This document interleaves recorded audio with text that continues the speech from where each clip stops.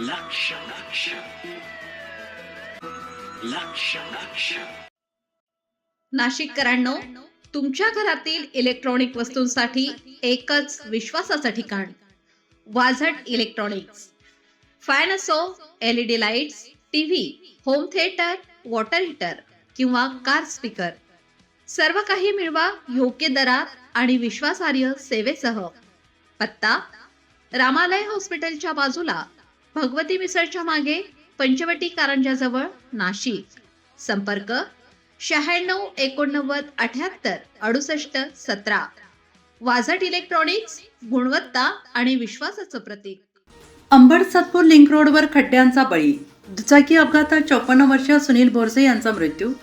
सातपूर दिनांक 27 August 2026. Ambad Satpur link रोडवरील खड्डे आणि निसरड्या रस्त्यामुळे अपघातांची मालिका सुरूच आहे.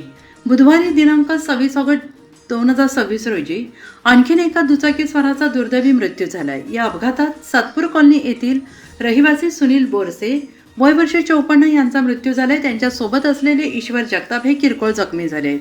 अंबड सातपूर लिंक रोडवर मोठ्या प्रमाणात खड्डे पडलेले आहेत. पावसामुळे रस्ता निसरडा झाल्याने वाहन चालकांना मोठी कसरत करावी लागते आहे आणि याच परिस्थितीत बुधवारी बोरसे यांच्या दुचाकीचा अपघात झाला. या अपघातात ते गंभीर जखमी झाले. त्यांना उपचारासाठी रुग्णालयात दाखल करण्यात आले. मात्र उपचारादरम्यान त्यांचा मृत्यू झाला आणि या मार्गावर खड्डे आणि रस्त्याच्या दुरावस्थेमुळे यापूर्वी अपघात घडले आहेत.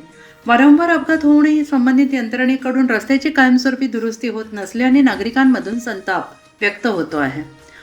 अंबड सातपूर लिंक रोडवरील खड्डे तातडीनं बुजवून त्या रस्त्याची दुरुस्ती करावी आणि भविष्यातील अपघात टाळण्यासाठी संबंधित प्रशासनाने तातडीनं उपाययोजना कराव्यात, अशी मागणी नागरिकांकडून होते आहे.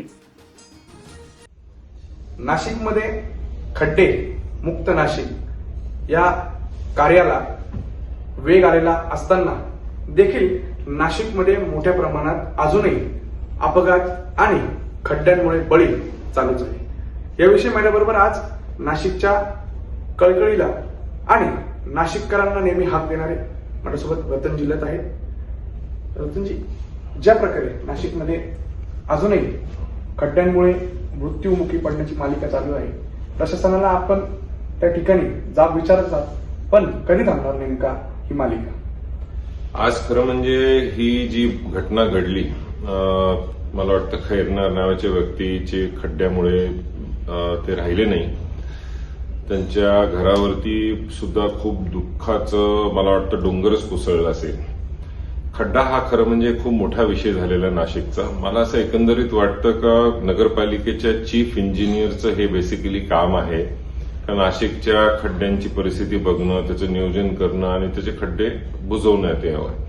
माझं फक्त लोकांना एक साधंसं आव्हान आहे आणि एक सजेशन पण आहे का थोडं सांभाळून चालावं लागेल आपल्यालाच. कारण यांच्यासमोर टार्गेट्स आहेत, यांच्यासमोर पाऊस आहे, यांच्यासमोर कॉन्ट्रॅक्टर्स कुठल्या प्रकारचे आहेत मला खरं म्हणजे कल्पना नाही. मला एवढंच दुःख वाटतंय का किती लोकांचे बळी या रस्त्यांमुळे आणि खड्ड्यांमुळे झाले पाहिजे. मला असं वाटतं सगळ्यांनी मिळून एक पत्र लिहायला पाहिजे आणि चीफ इंजिनियरला कडक कारवाई केली पाहिजे किंवा त्याच्यावरती गुन्हा दाखल झाला पाहिजे, असं माझं ठाम मत आहे. त्याशिवाय हे प्रकरण थांबणार नाही. आणि नाशिक, मला 100% खात्री, नाशिक खूप सुंदर होणार आहे. नाशिकचे रस्ते पण खूप छान होणार आहे.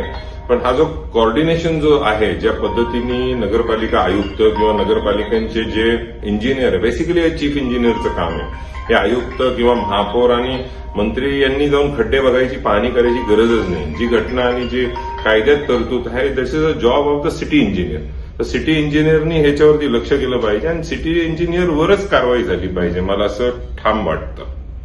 आपण मध्यंतरी एक पोस्ट टाकली होती की कामाची दर्जा कशी असावी आणि नाशिकमध्ये एकदा रस्ते तयार झाल्यानंतर परत ते खोदण्याचं काम होतंय. त्यामुळे देखील मोठ्या प्रमाणात जो कालावधी आहे तो वाढत चाललाय रस्ते त्या ठिकाणी दुरुस्ती करण्याचा किंवा रस्ते नव्याने बनवायचा. यामुळे अपघातांचे प्रमाण वाढलेलं आहे. एक रस्ता 2दा ते 3दा या दरम्यान खोदण्यात आलेला आहे. याविषयी आपण काय एक खुलासा करू शकतो?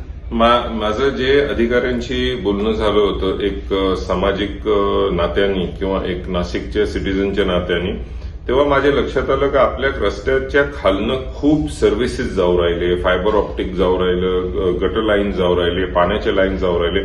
तर मला असं वाटत नाही कुठे रस्ता बनवला आणि परत काही खोदले गेलेले. मला असं वाटतंय का बेसिकली हे सगळ्या 5 एजन्सीजचं कॉर्डिनेशन होत नाहीये बरोबर. आणि मला असं वाटतं का ते आयुक्तांनी त्वरित त्याच्यावरती ऍक्शन घ्यावी, त्वरित मीटिंग घ्यावी आणि नाशिककरांना मला वाटतं चांगल्या रस्त्याचा हक्क आहे, चांगल्या क्लीन रस्त्यांचा हक्क आहे, तर त्याच्यावरती लक्ष देण्यात यावा, बाकी काही नाही. धन्यवाद आपण या ठिकाणी प्रतिक्रिया दिल्याबद्दल. माझ्यासोबत कॅमेरामॅन रोहित एलमामे, लक्ष न्यूज, नाशिक.